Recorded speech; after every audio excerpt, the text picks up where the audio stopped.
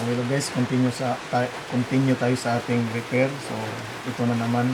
So DE light. So no power din. So bubuksan lang natin. Titingnan natin kung ah, anong problema niya sa loob. So tara na.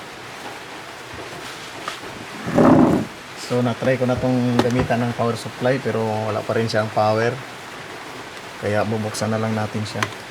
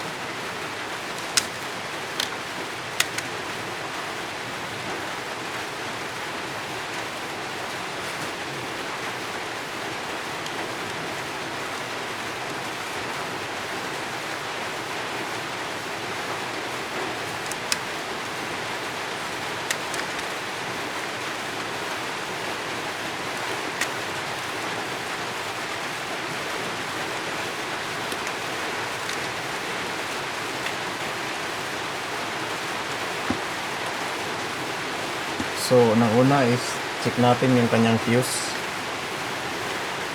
So, gamit tayo ng power supply.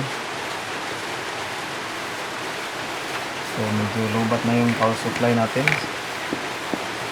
So, charge lang natin siya.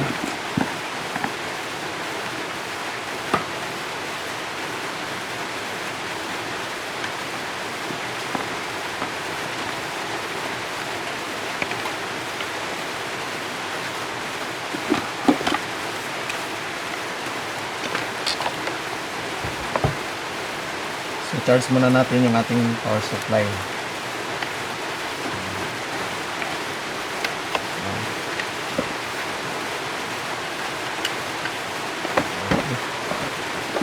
Ayan. So, enable natin yung ating power supply dito sa ating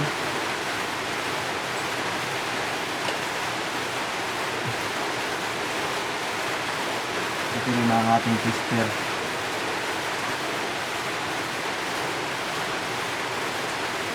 So, ayan. Exit na natin.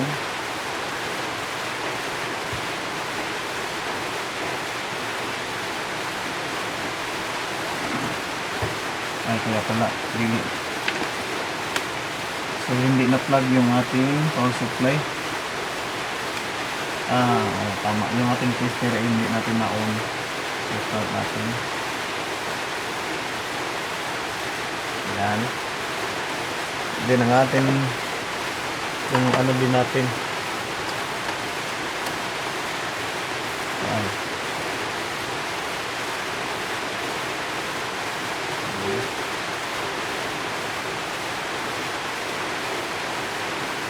So meron na tayong power supply, PSU, then tester. So nagsilabasa na sila. So yung PSU natin, activate na natin. Ayan.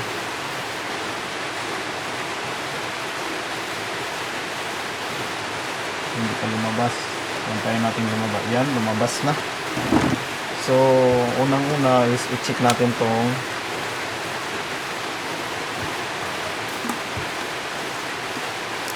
so mag-continuity test tayo.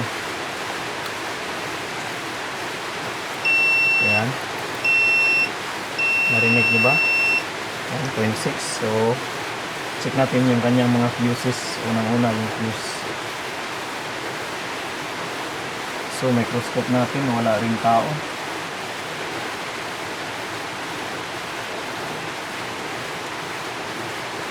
Ayan. Meron ng tao.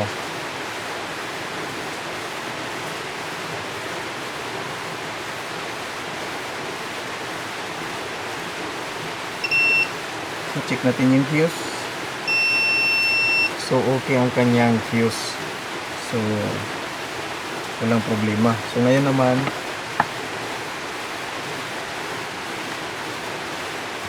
gagamit tayo ng voltage. Check natin dito. So, check natin kung meron bang 5 volts dito sa kanyang main. Yan. 5 volts. So, palitan natin yung tester. Tingnan nyo yung tester natin, magiging volt. So, nakita nyo. So, ilang volts. So, mayroong 5 volts din dito.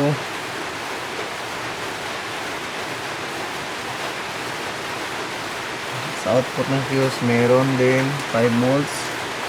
Din dito. Meron din dito. Sa AM1, meron. Sa regulator, meron din. Then dito tayo sa input, then output ng regulator is yung charging IC. So meron ding at meron power yung charging IC. So kung pupunta tayo dito sa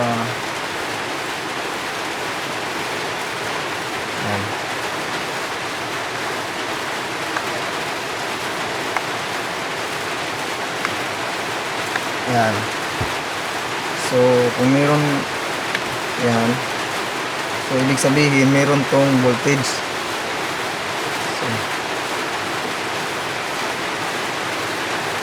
So, wala. Hindi umabot dito yung voltage. So, tanggal yung ayusin muna natin to.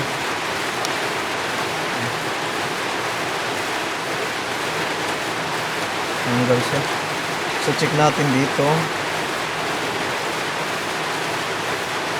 Meron ba siyang voltage? Dito. Wala.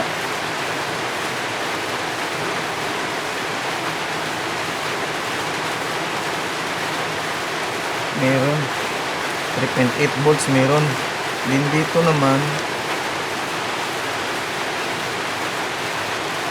So, walang voltage. So, dito. So, walang voltage. So, merong putol dito na part. Kasi dito, merong voltage. Yan. Yan. Try natin. Diyan. Meron. So, dito. Wala.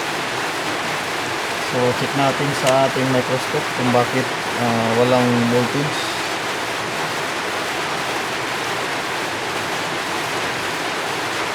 So, ito siya.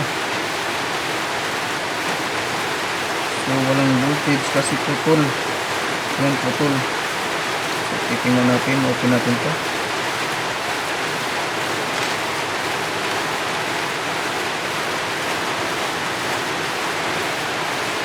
So, ito. Tanggalin muna natin ito.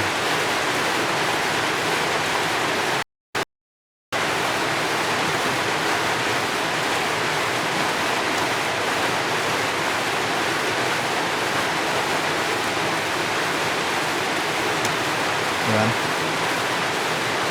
So, ito yung cause na walang voltage.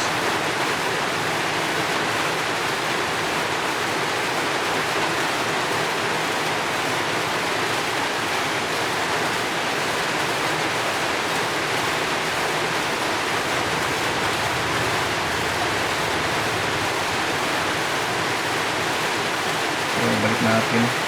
Yan.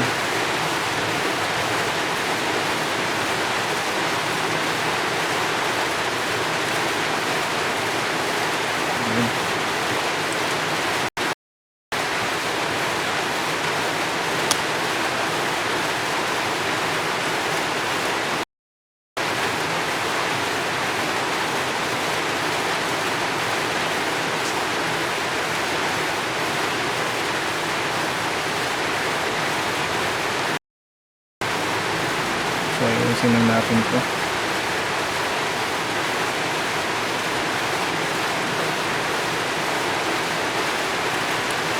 Ayun, nabalik tuloy.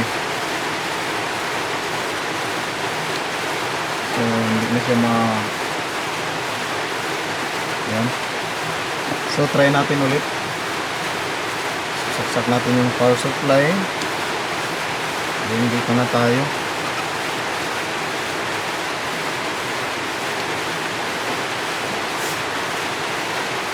So ground. Check natin. So meron ng voltahe. Then punta tayo dito sa terminal.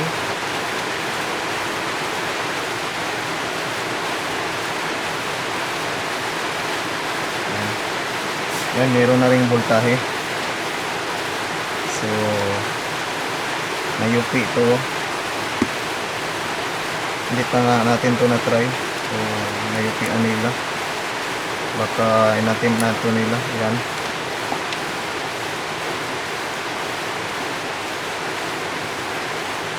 Ayun. So nakita nyo may ilaw na. Yan, may ilaw. Yan. So try natin. Baka mag-power na siya. So lagyan natin ng battery.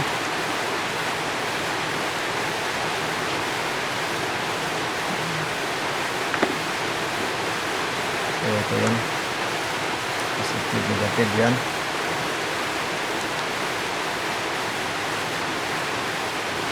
So walang power. Baka sobrang lobat lang talaga yung battery.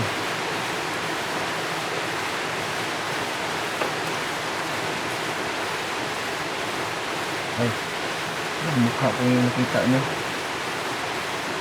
Yan. Baka lobat lang. So gamitan natin ng power supply.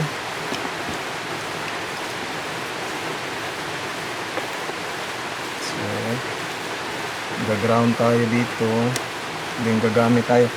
Kung halimbawang magpa-power ito gamit yung power supply, ibig sabihin yung sira lang nito is yung battery.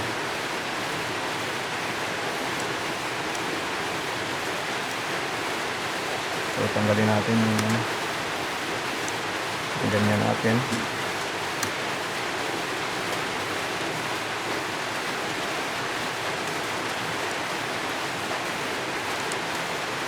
Ayun, may power. So battery lang yung sira. Ayan. So working siya. Ayan. So nakita nyo. So working siya. So ayan. So ang sira lang nito is yung battery. Kasi okay naman yung battery. Battery yung charging. So paano natin malaman kung okay yung charging? So ito siya. So saksak natin yung charger. Then ito yung negative ng battery. Then ito yung positive ng battery. So tingnan nyo. So yung voltage niya is tumataas, bumaba, bumababa, pataas, pababa. Yan. So ibig sabihin charging state yan. So yung battery, try lang natin siya ng matagal. Ibabad natin ng matagal, i-charge natin ng matagal. Sakaling papasok yung power. So pati rin dito sa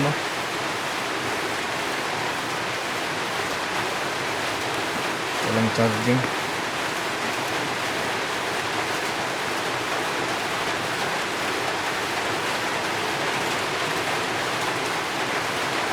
So talagang patay yung battery.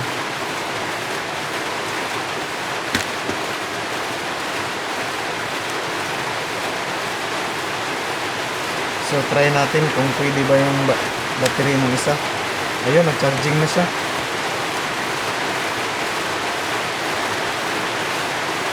Ayan. So parang kumakain na siya ng charge. Ayan, kumain na siya ng charge. So antayin na lang natin na Ayan o, kumain na siya, yan o. Nag-ilaw na siya, then nag-power on na. Ayan. So, ibig sabihin, nag-charging na siya. So, yan. So, yun lang yung sira ng ating DS light. So, ang sira lang is yung battery connector na bali. So, yun lang.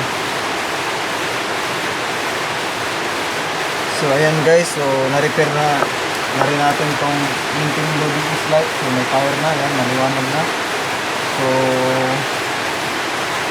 madali lang siyang na-repair kasi yung sira niya is yung ano lang, yung sa battery connector natanggal, nabali.